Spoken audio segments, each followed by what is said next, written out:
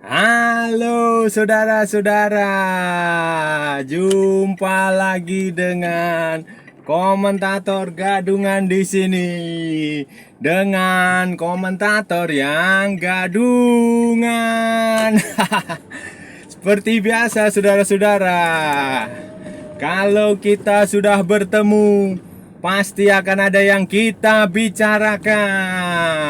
Dan hari ini saudara-saudara kita akan membahas tentang kontroversi pemanggilan pemain tim nasional Indonesia U20 yang akan diproyeksikan untuk Piala Dunia U20 bulan Mei mendatang. Dan sebelum Piala Dunia U20 akan ada Piala Asia U20 di Uzbekistan. Nah, pemanggilan ini menuai kontroversi karena ada satu klub yang tidak mau melepas pemain. Pemainnya banyak sekali dipanggil, ada 9 pemain gak dilepas, hanya ada berapa ya, setengahnya yang dilepas, hanya 5 atau 4 pemain yang dilepas, selebihnya ya ditahan. Dan ternyata itu berpengaruh pada satu klub lagi yang lainnya yang nggak mau ngelepas juga, karena melihat klub ini, ya kita sebut aja Persija, nggak mau ngelepas pemain. Nah itu berdampak pada Persib juga nggak mau ngelepas pemain. Nah ini seperti apa saudara-saudara, apa yang sebenarnya terjadi dan solusi apa yang bisa kita ambil dari kasus ini akan kita bahas di edisi kali ini saudara-saudara. Nah, saudara-saudara, jadi ini kan begini saudara-saudara, untuk menghadapi Piala AFC U20 dan Piala Dunia U20, Sintayong kan memulai pemusatan latihan nasional sejak 1 Februari. Sejak 1 Februari kemarin, 1 Februari dia memanggil 30 pemain. Nah, 30 pemain dari banyak klub. Yang paling banyak Persija, itu ada 9 pemain. Kemudian ada beberapa lah, ada dari Persis Solo, ada dari Persib Bandung, ada dari ya banyak lah, pokoknya dari macam-macam klub itu dipanggil semua untuk menjalani pemusatan latihan nasional.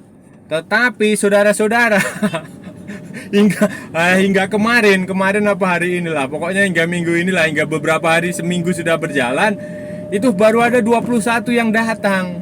21 pemain yang datang. 2 pemain kan, si Marcelino sama si Ronaldo Kuateh pergi ke Eropa. Marcelino dikontrak sama klub Belgia, sementara Ronaldo Kuateh sedang menjalani trial di salah satu klub di Turki yang ada gempa kemarin itu. Nah, ternyata itu jadi masalah karena Sintayong juga nggak dikasih tahu karena ya harusnya kan minta izin ke Sintayong karena dia pelatihnya timnas. Ya udah terjadi kan, Sintayong meminta pemain itu pulang untuk dipanggil untuk ikut pelatih, tapi kan nggak mungkin. Nah, nggak mungkin karena ya mereka baru aja sign kontrak Kak, kecuali Ronaldo. Kalau nggak Ronaldo kan belum pasti, itu masih trial. Nah, itu masalah pertama. Masalah kedua adalah yaitu pemain-pemain dari Persija itu belum datang, baru ada kalau nggak salah ada 4 atau ada 5 yang dari 9 nama itu yang dipanggil. Nah itu juga bikin pusing karena ya Sintayong kesulitan kan meracik skuadnya. Nah saudara-saudara, kenapa Persija nggak mau melepas pemain? Nah ini ini yang perlu. Karena itu adalah mereka itu anak-anak muda itu, kayak si Niko, kayak si siapa itu pemain-pemain inti semua, pemain utama walaupun masih umur 19, umur 18 itu mereka udah pemain inti. Jadi dan Persija kan sedang bersaing untuk perebutan gelar juara. Itu alasannya. Alasan berikutnya adalah Thomas Doll itu, pelatih Persija yang dari Jerman itu, dia merasa bahwa pemusatan latihan jangka panjang itu nggak bagus, nggak salah gitu loh. Dia bilang gitu, karena kalau di luar negeri di Eropa sana, di negara dia ya pemusatan latihan ya selama sebelum turnamen itu aja dipanggil. Nggak ada tim pemusatan latihan sampai 1 bulan, sampai 2 bulan, sampai berbulan-bulan, itu bagi dia nggak ada, jarang. Dan itu biasanya untuk fokusnya lebih kepada tim senior, bukan tim junior. Menurut dia, jadi dia keberatan, dia merasa ini nggak benar. Jadi menurut dia yang dia protes bukan turnamennya, bukan Piala Dunianya atau Piala Asianya, tapi pemusatan latihan jangka panjang, training camp, terus nanti ada beberapa uji coba gitu. Nah, ya si Thomas Doll nggak salah juga nggak benar. Nggak salah juga nggak benar. Nah, nggak salah juga benar. Ya memang idealnya, saudara-saudara, idealnya ya memang seperti itu yang dikatakan Thomas Doll, itu idealnya. Tapi kan kenyataannya susah, saudara-saudara. Kalau di Indonesia diterapkan seperti itu, diterapkan seperti itu susah. Bayangin, saudara-saudara, timnas senior yang kemarin tampil di Piala AFF aja cuma pemusatan latihan 1 bulan aja gagal. Itu yang senior ya. Apalagi yang junior. Nah, itu logikanya kan kayak begitu. Nah, saudara-saudara, yang diungkapkan Thomas Doll itu masuk akal. Memang klub itu, pemain itu harus main di klub, bukan main di pelatnas yang jangka panjang begitu. Tetapi itu kalau di Eropa, itu kalau di Jerman, itu kalau di Italia, itu kalau di Inggris, itu kalau di Brasil, itu kalau di Argentina. Lah ini kan Indonesia. Indonesia. Jangan samakan Indonesia dengan Brasil, jangan samakan Indonesia dengan Argentina, jangan samakan Argentina dengan Jerman, jangan samakan Indonesia dengan Portugal, jangan samakan Indonesia dengan Prancis. Ini Indonesia. Levelnya beda, kualitas beda gitu loh. Jadi begini nih, saya kasih cerita ya. Di Indonesia ini pelatih tim nasional itu kenapa dia butuh mengumpulkan pemain dalam waktu yang lama? Karena semua pemain Indonesia itu tidak mengerti teknik dasar sepak bola. Itu bukan saya ngomong itu pelatih-pelatih timnas Indonesia ngomong seperti itu, mulai dari Peter Witt, Alfred Riedel, terus Ivan Kolev, Luis Mia, Sintayong sendiri. Itu begitu, karena begini, di Indonesia itu tidak ada keseragaman kurikulum waktu di sekolah sepak bola, waktu di akademi sepak bola, waktu di level junior tuh dia nggak ada keseragaman itu. Jadi ya sesuai dengan keinginan masing-masing pelatihnya. Kalau pelatihnya dari Brasil ya dia main dengan kurikulum dan cara Brasil. Kalau pelatihnya dari Argentina ya dia akan main dengan kurikulum dan cara bermain ala itu tadi negara. Jadi nggak ada keseragaman. Sejak dulu memang nggak ada keseragaman. Jadi ketika pelatih pelatih tim nasional memanggil pemain, mereka itu di situ diajari dari nol, dari awal.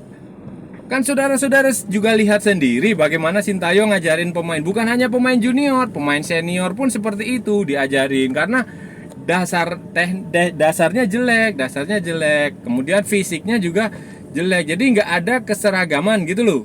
Sejak junior itu, sejak akademi itu nggak ada keseragaman. Jadi ya mau tidak mau itu memang langkah yang diambil. Beda contohnya misalnya di Jerman atau di Brasil atau di mana Italia atau di manalah negara-negara yang sudah maju sepak bolanya di Eropa sana. Mereka punya kurikulum yang sama. Jadi pemain sejak junior itu diajari cara nendang bola yang benar itu bagaimana, cara mengumpan bola yang benar itu bagaimana. Itu mereka di level junior sudah diajari itu. Tapi kalau di Indonesia enggak, beda-beda. Jadi SSB di sini dengan SSB di sana beda cara ininya, cara mengelolanya. Jadi ya mau gimana lagi saudara-saudara, mau mengelolanya itu beda-beda. Jadi ya memang mau tidak mau harus seperti itu. Saudara Jadi jadi begini. Nah, kenapa itu bisa seperti itu? Ya, itu kesalahan ada di pengurus di PSSI. PSSI kenapa mereka tidak membuat kurikulum yang sama untuk setiap SSB? Tidak ada penyeragaman di tiap SSB, tidak ada penyeragaman di akademi yang membuat itu sama seragam. Itu loh, itu kesalahannya ada di situ. Jadi setiap sekolah sepak bola, setiap klub, setiap akademi itu membuat kurikulumnya masing-masing, dan itu berakibat ketika pemain itu beranjak dewasa, udah main di liga pun mereka udah nggak ngerti, belum tahu cara menendang bola yang benar itu seperti apa. Teori-teori dasar sepak bola itu mereka nggak paham. Yang mereka tahu adalah giring bola dari depan sampai belakang, dari belakang sampai depan, terus pulang pergi 10 kali, pakai teknik sendiri, gocek. Itu aja yang dipahami pemain di Indonesia itu, seperti itu. Pemain klub apa segala macam yang bagus tuh ya kayak gitu, padahal kan nggak seperti itu. Dan itu butuh seorang pelatih untuk menyamakan persepsi itu. Nah, itulah dibutuhkan pemusatan latihan jangka panjang. Karena begini, nanti Sintayong ini di pemusatan latihan ini dia akan punya program. Misalnya akan diawali dengan pelatihan fisik dulu. Fisiknya akan disamakan. Di Indonesia ini juga fisiknya nggak sama. Ada yang pemain cuma bisa main 30 menit. 30 menit, saudara. Terus ada juga yang bisa main sampai 60 menit. Ada yang sedikit yang bisa main sampai 90 menit. Itu kayak gitu. Jadi itu akan disamakan dulu levelnya. Kemudian nanti akan ada, ya diajari lagi dari awal lah, teknik, taktik, strategi, uji coba dan lain-lain. Dan harap diingat, saudara-saudara, ini adalah Piala Dunia ya, levelnya level FIFA, level internasional lah, berkelas, bukan liga lawak, bukan liga dangdut, bukan liga bukan. Jadi ya memang butuh pemain-pemain yang lebih bagus dan berkualitas dan kompak, dan itu membutuhkan waktu, membutuhkan chemistry-nya harus dilatih sejak lama begitu. Jadi gini, saudara, timnas Indonesia sepak bola ini sudah kayak lingkaran setan. Tahu maksudnya? Maksudnya itu begini. Nanti setiap kali gagal di turnamen apalah, Piala AFF atau ajang-ajang apapun, nanti akan banyak yang mengkritik, berdebat mereka. Wah, ini pelatih salah, pelatih goblok lah, apalah, harusnya pemain ini yang dipanggil, harusnya pelatihannya, pelatnasnya TC-nya, training campnya lama, harusnya di latih fisik, latih teknik, harusnya diberi masukan strategi, harusnya diberi macam-macam. Nah, itu kalau gagal nanti ketika turnamen akan mulai lagi, wah, mereka akan apa yang disarankan diomongkan waktu gagal itu, waktu mau turnamen berikutnya itu mau dijalankan, keberatan lagi. Wah, pemain saya dipanggil, saya nggak mau kasih, saya masih main di liga. Wah, ini pemusatan latihan terlalu panjang. Wah, ini itu. Dan itu terus berulang-ulang. Siklusnya itu selalu begitu, berulang-ulang. Jadi Indonesia ini hanya hebat, jago dalam berwacana, jago dalam bacot. Kayak komentator gadungan ini juga jago bacot. jago ngomong aja. Jadi itu selalu begitu. Nanti kalau gagal, wah, nyari kambing hitam, menganalisis, oh ini harusnya begini. Tapi nanti kalau sudah mulai turnamen mau dimulai, apa yang dulu waktu gagal itu mau diterapkan, nah ribut lagi. Wah, harusnya bukan begitu, harusnya bukan. Jadi sampai kapan, saudara-saudara? Dan itu termasuk pemanggilan pemain nasional itu udah klasik, saudara-saudara. Udah sejak dulu. Kalau saudara-saudara ingat tahun 2020 waktu Piala AFF kan juga sama. Liga bergulir, klub nggak mau ngelepas pemain. Ya, akibatnya di solusinya adalah setiap klub nyumbang 2 pemain.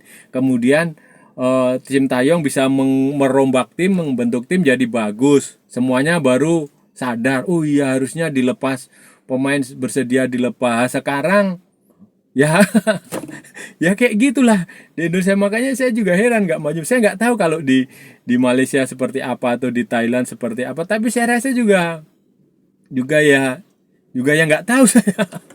Tapi kalau di Indonesia itu pengalamannya begitu. Jadi orang itu hanya berkutat dengan perdebatan yang nggak penting, dengan ya itulah pemanggilan pemain. Kenapa harus pemain saya yang dipanggilkan klub yang bayar? Ya iya, klub itu bayar pemain, tapi kan tidak ada klub yang lebih besar dari negara. Tujuan semua pemain main bola itu main di tim nasional, di pertandingan nasional, apalagi ini Piala Dunia.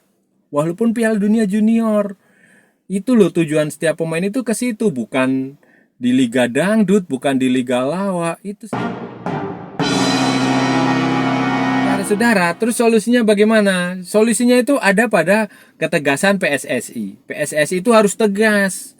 Karena begini, ini Piala Dunia 20 ini adalah program nasional, program strategis nasional. Ini apa ya? Program pemerintah, itu karena kita tuan rumah, masalahnya kita tuan, dan itu sudah dipersiapkan sudah sejak tahun 2000 berapa ya? 2017 atau 2018, pokoknya jauh sebelum ada pandemi. Wah, udah jauh banget, jauh sebelum Thomas Doll datang ke sini. Jauh. Jadi udah lama, dan bahkan Sintayong itu kan dikontrak tahun 2019. Itu dipersiapkan untuk 2021, 2 tahun persiapannya seharusnya. Tapi karena ada pandemi kan mundur jadi 2023. Jadi ini adalah program strategis nasional yang harus didukung bersama-sama, bukan digembosi dari dalam. Kan begini, banyak yang bilang, wah paling juga Indonesia nggak akan lolos ke paling akan nggak. Ya memang standar level kita beda dengan Asia Tenggara aja, kita nggak bisa berbicara banyak, apalagi di level dunia. Kan masalahnya begini, walaupun kita nggak akan juara, nggak mungkin lah juara, tapi kan setidaknya tidak tampil memalukan, tidak mengecewakan, tidak tidak memalukan. Ya itu tadi, tidak, jangan sampai kemasukan 7-0, kemasukan 5-0, kan nggak gitu. Level kita emang seperti itu.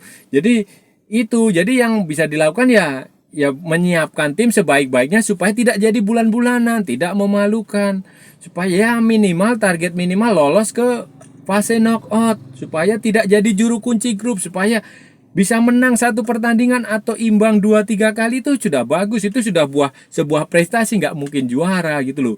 Karena itu butuh dukungan semua pihak. Nah, klub yang bandel itu harus ketegasan PSSI. Caranya bagaimana? Ada 2 cara. Cara yang ekstrim atau cara yang moderat. Yang ekstrim. Kalau cara yang ekstrim gampang. PSSI tinggal ngasih sanksi. Sanksi udah selesai. Tapi berani nggak masalahnya? Karena ya pengurus yang di dalam itu kan juga orang-orang kawan-kawannya. Itu aja orangnya. Yang punya klub itu juga yang berpengaruh di Kabrani. Berani apa tidak? Kalau nggak berani, bilang ke pemerintah, ke Menpora. Menpora bilang ke presiden, nanti bilang ke polisi, Kapolri. Gimana caranya? Izin pertandingan untuk klub yang bandel itu dicabut.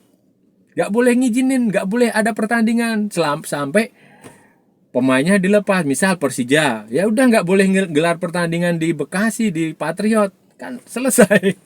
Nanti waktu tandang tim yang lawan Persija juga nggak dikasih izin untuk menggelar pertandingan, kan selesai. Nah, nanti pemain akan, itu yang ekstrim. Yang moderat gimana? Yang moderat ya dibicarakan baik-baik, saudara-saudara, dibicarakan baik-baik, diobrolin baik-baik antara PSSI dengan klub, dengan Persija, dijelaskan sejelas-jelasnya. Kalau perlu misalnya nih, karena itu kan pemusatan latihannya di Jakarta, nanti kalau misalnya Persija tanding di Jakarta, misalnya pemain yang dibutuhkan siapa, bisa diminta, kan kayak gitu juga bisa. Itu solusi yang moderat. Ya intinya bisa dibicarakan dengan baik-baik, nggak perlu saling ngotot-ngototan, nggak perlu pamer kekuasaan. Tapi kalau sudah saatnya sudah memang benar-benar kepala batu, udah benar-benar keras kepala, ya solusinya memang harus disanksi, dihukum. Nah, itu tadi saudara-saudara, kita sudah bicara pembahasan kita hari ini, saudara-saudara. Kita sudah bicara banyak hal, kita sudah membahas tentang timnas U20 yang ya penuh rintangan dan hambatan untuk bisa tampil di Piala Dunia U20, untuk bisa tampil di Piala AFC U20, Piala Asia U20, banyak tantangannya lah. Dan apa tadi kita juga sudah menjabarkan banyak hal lah, kita udah ngomong Mas sudah banyak lah, dan kita juga sudah mencoba memberikan solusi agar bisa jadi dapatkan titik temu dan persiapan timnas ini, timnas junior Asuhan Sintayong ini tidak sia-sia. Dan saya rasa udah cukup ya saudara-saudara ya, kita sudah bicara seperti itu.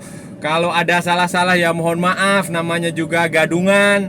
Tapi kalau benar itu sebuah kebenaran. Oke saudara, jangan lupa kalau Anda merasa channel ini berguna, bermanfaat, silahkan like, share, and subscribe.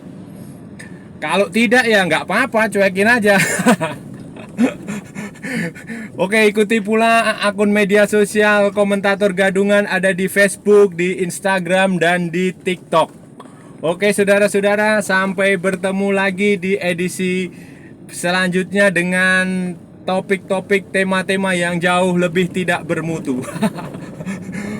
Oke saudara-saudara, salam olahraga dan merdeka.